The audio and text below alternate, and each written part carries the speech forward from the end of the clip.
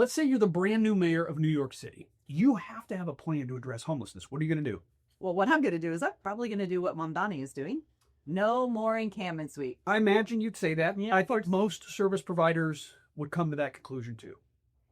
I'm KK. I'm the founder of Care Beyond the Boulevard, a street medicine team. I'm Josh. I help cities address homelessness, and we're going to talk about whether Mamdani's plan is going to work. This is Untangling Knots, where we break down the complicated topics about homelessness from two very different perspectives. Today is episode 10, Mamdani's Housing Bet. Let's do a quick disclaimer. Let's. The views and opinions expressed on the show do not necessarily reflect those of my employer, my team, my supporters, my friends, or my family. So if you've got a problem with anything I'm saying, just come to me. The same is true for me. If you have a problem, excuse me, these views and opinions are mine. They're not my employers. They're not my staff. So if you have a problem with something I'm saying, don't go to my staff. Yeah, that happens. That actually has happened. Yeah. That has happened. There's a lot of folks that want to silence opinions they don't like. It's interesting. But you know what?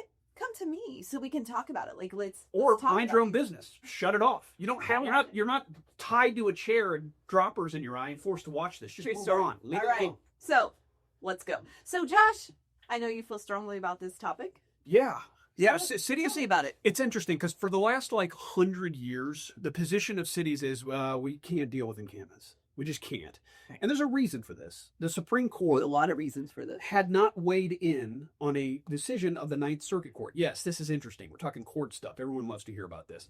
So for most of our life, cities were not legally allowed to create laws about addressing encampments until about a year and a half ago.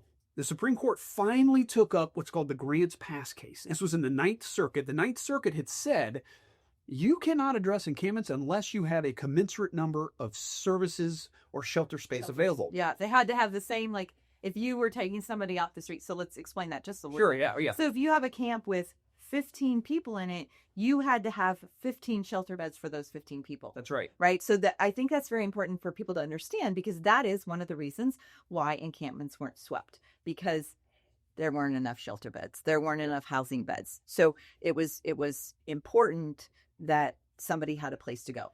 Okay. That's good.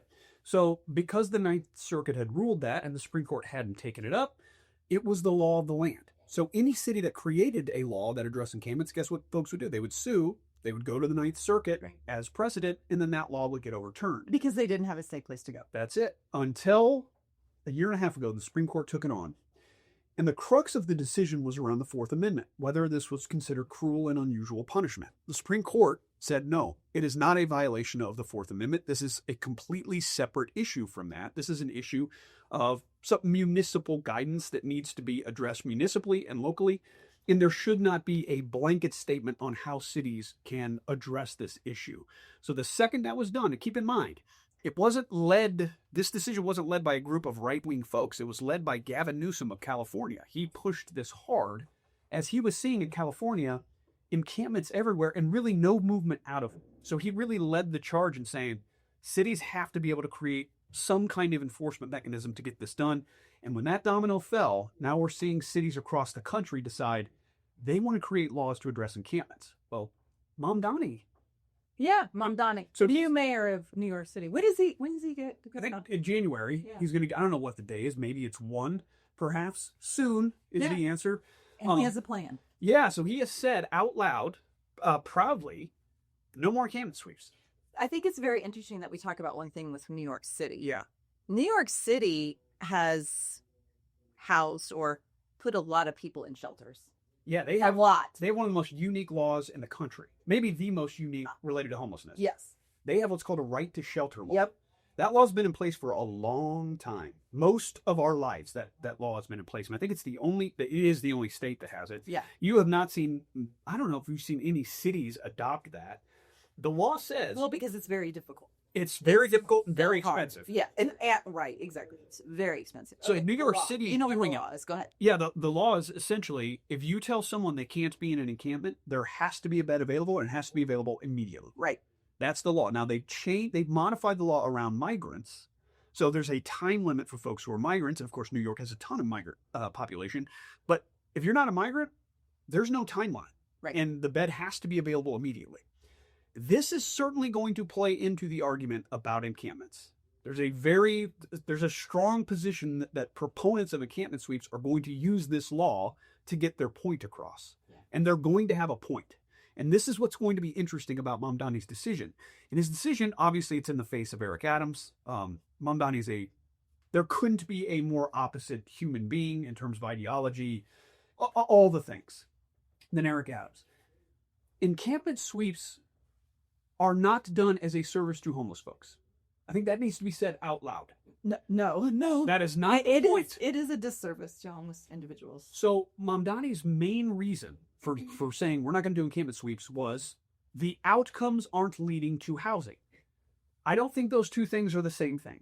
Let me just throw something there, though. Because New York's law of sheltering is also not leading to housing. Right? People are getting put in shelters and they're staying there for extended periods of time because there are not houses then for them or apartments for them to go into.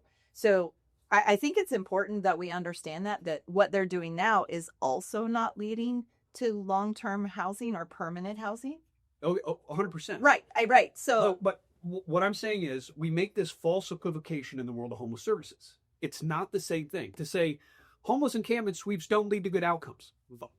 That's not the outcome you're doing a homeless sweep for. That's not what's happening. The reason you're doing a homeless sweep, it is not a service to homeless folks. It is a service to folks who are being impacted by the encampment. So these are two completely different people groups with two completely different needs. Right.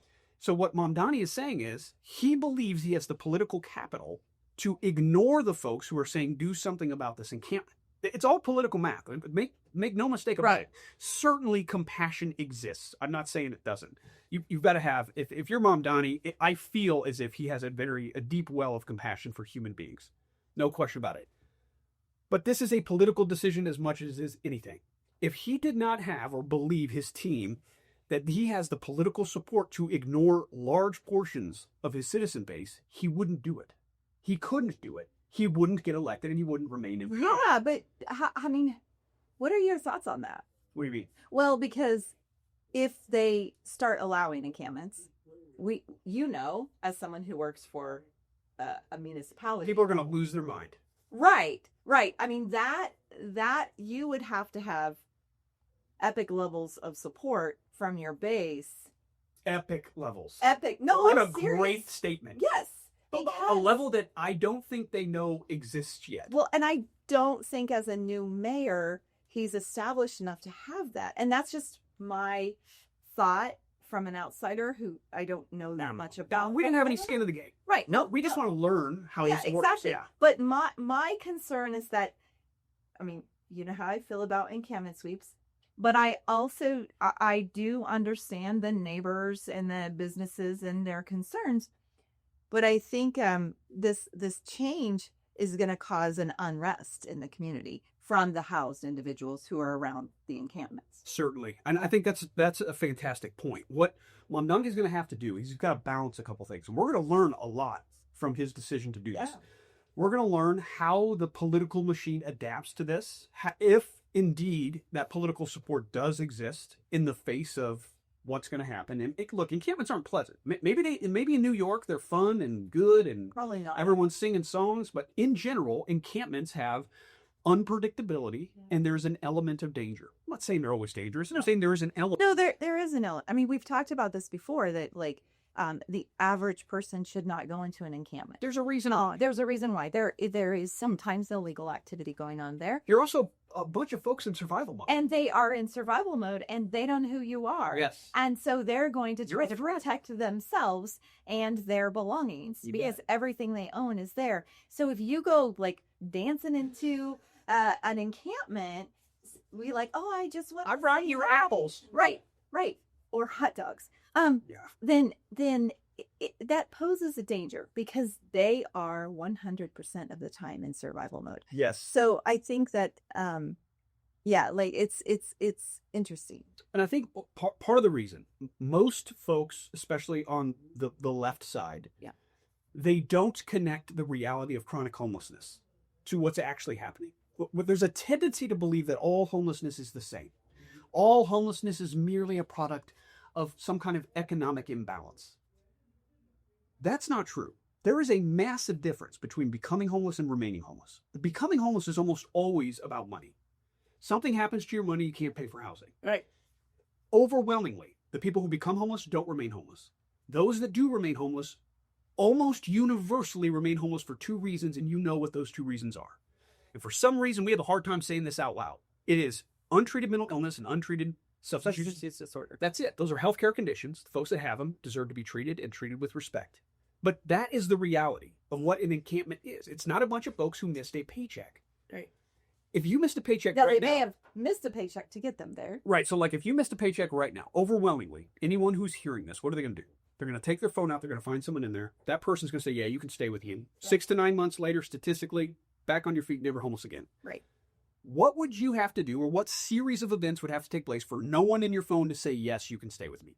That is what we're talking about here. Yeah. So whether or not that network of support was small to begin with, that network of support is fractured. Or that network of support is also just languishing in poverty, 100%. which oftentimes happen. Yes. Right. And they are maybe in a place that they can't bring in another person, or I mean, Either way. there's so many reasons. Yes, but overwhelmingly, if you don't have untreated healthcare conditions in America, you can get out of homelessness, either with your family, and with your family, you get money, you save money because you're staying with somewhere.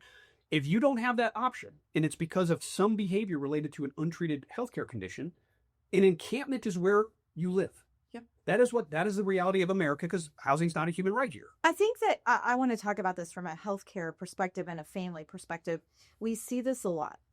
So it's really easy. You know, I see articles and posts on social media where people are like, well, if that was my my brother, my son, I would take them in. That's really easy to say. What a great point. Armchair quarterbacking, right? Of course you would. You don't know. Of course. But we have patients who we've taken care of, and we've reached out to families. I remember, gosh, several years ago, I ran across this guy at the top of First and Grand, and he was like, you know, telling me his story, been in Kansas City for a long time, asked him about his family.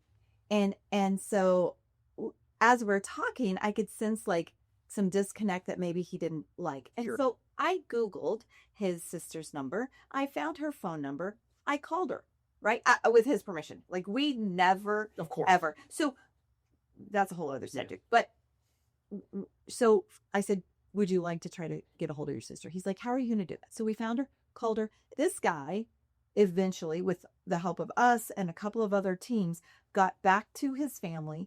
And last I knew, he was living a productive life in like Ohio, right? It's not that families don't want to be connected, but when you have a history of substance use disorder, mental health disorder, alcohol use disorder, your family gets to a point where they have to, for their own health and well-being, Yes. they have to put up some boundaries. Most families, so there are a huge amount of people in the United States who have families with all of these things. Oh, yeah. Right? And the thing is that if you do, you know what I'm talking about. Might not want to admit it. Right.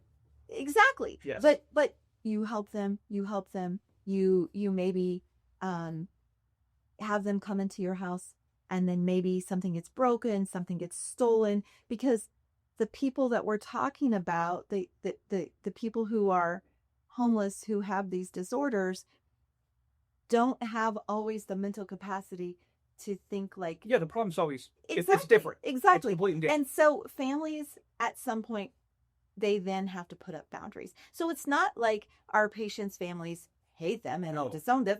Some of them have, right? But many of them are at the point where like, we can't do this anymore for our own health and well-being. So So I think that's really important. that environment, those things, the manifestation Yep. of these untreated healthcare are happening in an encampment.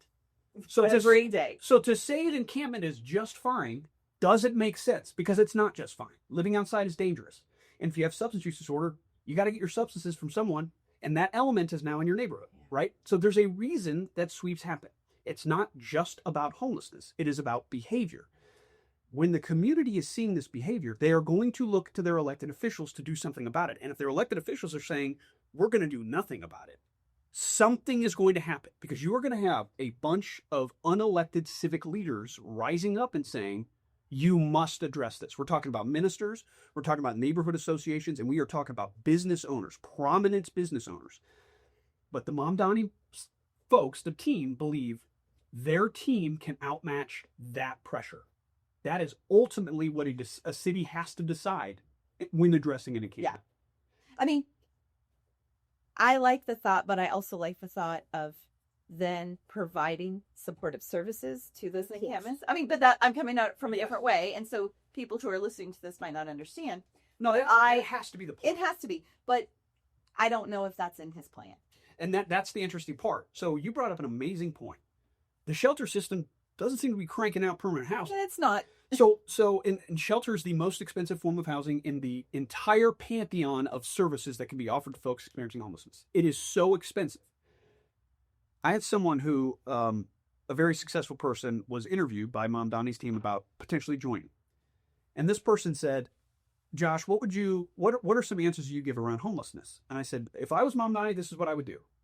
I would look at these shelters because remember, it's a right to shelter. There's plenty of shelters and plenty of beds.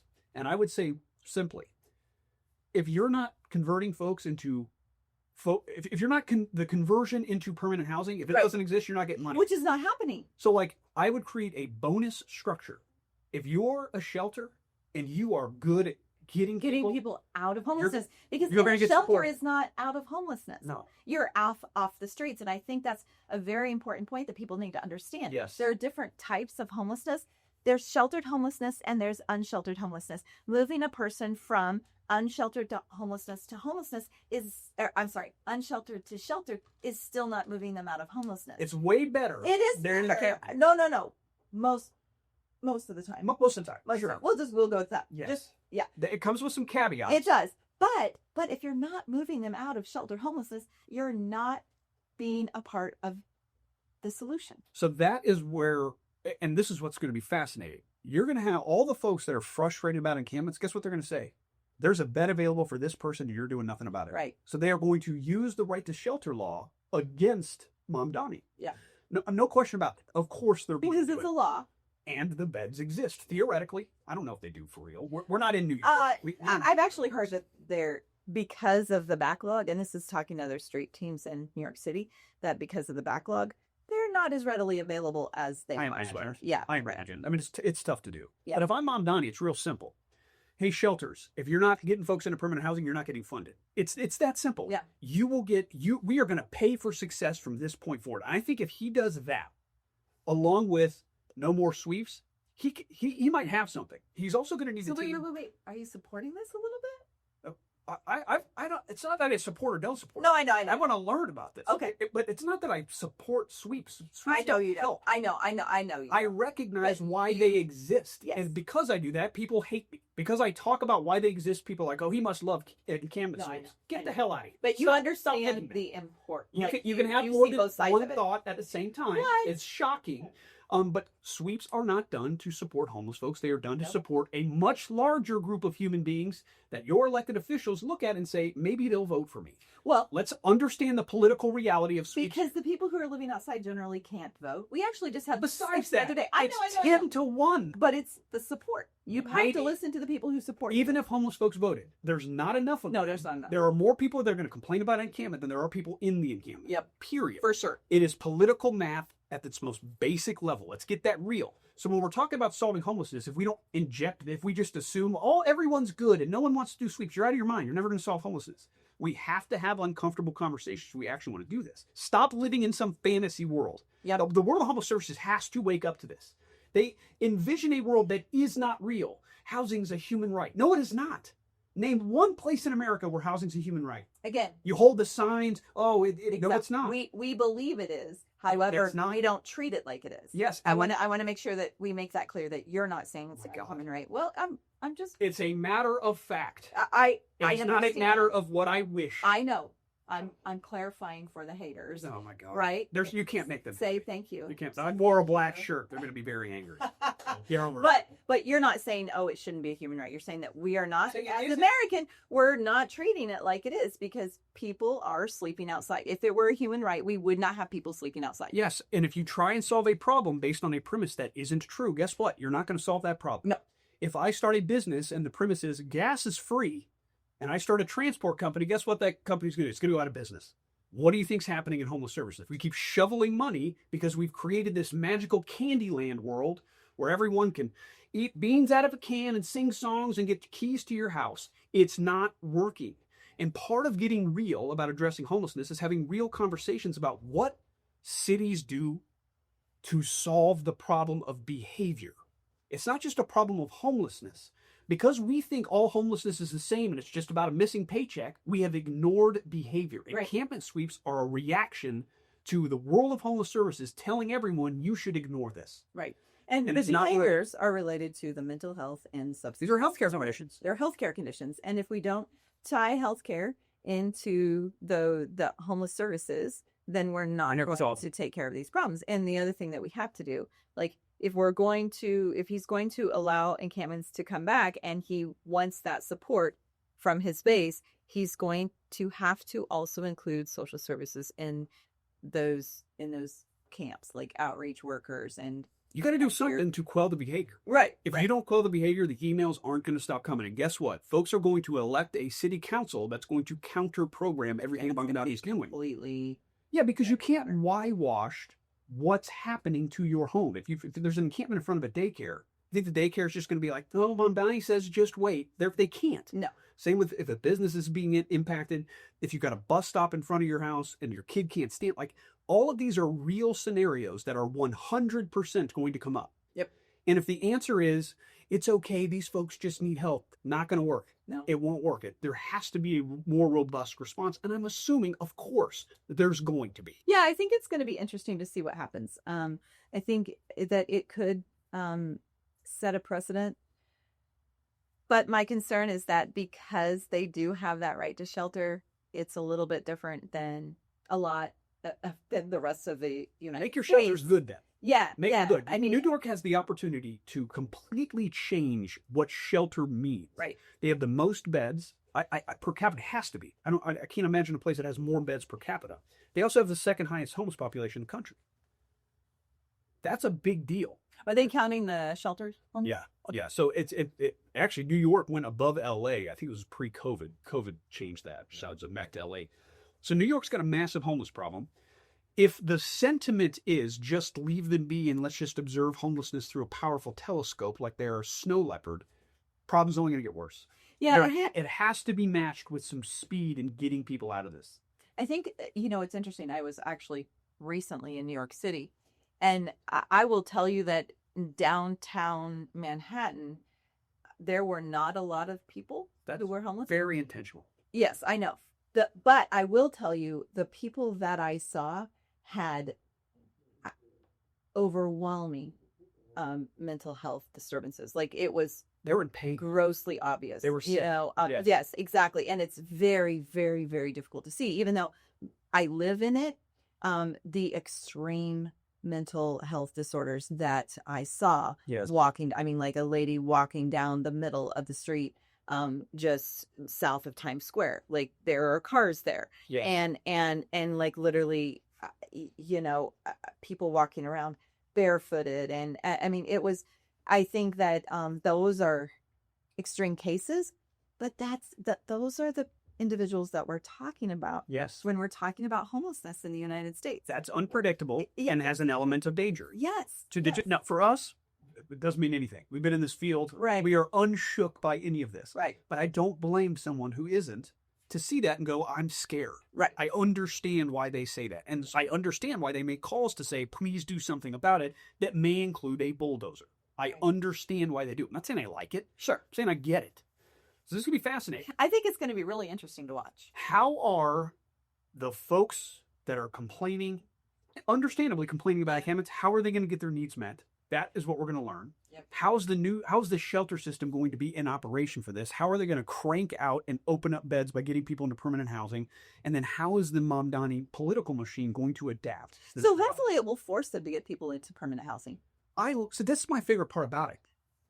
If I imagine he's going to be able to consolidate some power, especially in the beginning, because people don't really like him. Yeah. He's the opposite of the other guy, which they don't like. Exactly. So he's got an amazing opportunity to go, I want it this way. And it'll probably be that way for at least a year before, cracks start to form. You know how it is. With Right, politics. right. Because it takes a little bit to fall apart, It does. usually. And people will like you to a point, and then you say you like Pepsi instead of Coke, and then they lose their mind. So, for a while, he's going to have a grace period, and Coke is way better than Pepsi. Let's just make that clear. It's not even close. They're not. Nope. Coke Zero's the greatest drink ever made, obviously. That's what Jesus turned water into back in the... They didn't have carbonation back then. You digressed. Yes. So, yeah, we're going to see some interesting things. Yeah. Mamdani has a chance to show America this is how you use a shelter system. This is how you do outreach, and this is how you respond to a community who's frustrated. And we've got a lot to learn from that. Yep. I'm really excited to see how this plays out. Yeah, this will be good. All right. Let's get to your favorite part. Ask the experts. Experts. Say it at the same time. Ask the experts. We're always finishing each other's stand with his. That was funny. With Coke. KK, you mentioned several people that you've encountered today. Or in all of their episodes, but today you talked about someone on Grand Street and so on. But I'm just wondering if you can give us an idea of encampments, and for you personally, but your team at Care Beyond the Boulevard here in Kansas City. How often do encampments become part of the services you offer? And then encampment sweeps, I should say. Oh, encampments are part of our services every day. You're always in a We're always in encampments. So our medical teams are in encampments. We have 4 clinics a week in encampments. But then our outreach teams are in encampments. I'm going to say 7 days a week. Yes. I try to get my teams to only work 5 days a week, but I have some outreach workers that are very dedicated to the work, and they feel, sometimes get called in or whatever. So, it's daily for us. Our medical team might not be there every day, but we're actively involved in the encampments, trying to get people out of homelessness, trying to work with them to get their health care, to bridge them to services, to get them mainstream benefits. So it's a daily thing for our teams. It's a good question. It is a good question. And they're out there every day. Let's make no mistake about it. It's 7 days a week. You have an incredible staff. It is. She does. Josh, we're in Kansas City, as our listeners hope. Kansas City, Missouri. Home of the Chiefs currently. For 5 more years. For those of you who don't know, the Chiefs are moving to Kansas. It's a hot topic. Everyone thinks they're already there, so we get no sympathy. Yeah. Right. That is true. Yes. The good thing about this is highlighting to people that there's two Kansas cities. That's right. Right. Actually, we hosted the International Street Medicine Symposium a few years ago, and there were people who didn't realize that there was a Kansas City, Kansas, and a Kansas City, Missouri. Like, why would you realize that? So they all thought it was Kansas City, Kansas. No, I guess it was not a thought necessarily. That's probably what it is. No, I don't say it about us. No. I think that's it. I think it's like, oh, I didn't realize there were 2 Kansas Cities. And what's Kansas City known for? Barbecue and jazz. Jazz. All right. What's the question? It's funny you bring up jazz, because I wanted to ask you about jazz, Josh, because you're really good at using analogies. So are there any analogies between jazz and homelessness? Can you riff on that for a while? Of course there is. There's so many analogies. Homelessness is often unpredictable, and jazz has prided itself on being extemporaneous. Not only the folks who play the music, but also folks like Ella Fitzgerald, who are going to scat sing, and they're going to freestyle. And that's what's happening on the streets right now. It is. Folks who are in encampments, they are freestyling every single day, and it's brutal. That's why folks like your team going into encampments, you bring some kind of structure to what would ordinarily be just a cacophony. Now, when you pull the individual voices out of an encampment, it starts to become a little more clear. But in that noise, it is really hard to get traction. It's really hard to conduct an orchestra in that craziness. Right. Your team's amazing at that. They can find these folks and find these stories and get them out of there. And at that point, the melody becomes different. It's a lot easier when you can separate, Yes. one voice. When you're talking about the chaos that is happening in an encampment, because when you're seeing people in encampments, there's a lot of stuff going on. First of all, they're always watching their backs. Always. And watching the sides. It's terrifying. And because You know that there's a feeling you safety get issue. when you're running up the stairs? You feel like someone's behind you? Yeah. It's that feeling all the time. 100% of the time. So if you're wondering why they're not constantly thanking you for bringing apples to the camp, that's why. Right. Because it's hard to shift gears. So if you can get them into a place where they feel safe, then some of that noise can calm down a little bit, and you Beautiful can, thing. Yeah, exactly. You can make it less jazzy and more What? heavy metal. Sure. That's fine. Pantera. People calm down with Pantera for sure. Metallica. Yeah. Metallica They is do. places a symphony. Yes. Oh, they do. Right? They're popular enough to do that. Yeah, exactly. Yes. All right, that's Great. a great question. So that wraps up episode 10. If you haven't hit subscribe yet, We need you. do it now. And join us next time for Untangling Knots, where we're going to continue to explore the challenging realities of homelessness without the sugarcoat. Did it. We did it.